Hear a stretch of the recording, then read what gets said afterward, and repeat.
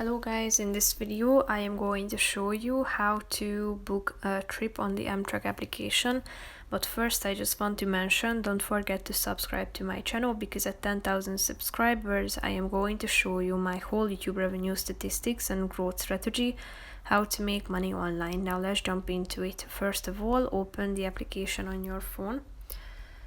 After that, click on the book button down below, which is the second option. Then select the type of trip, one way or round trip, and then select your departure point and then your destination.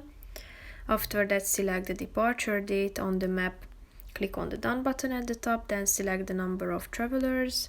Click on done and tap on the find trains button down below to search for trips.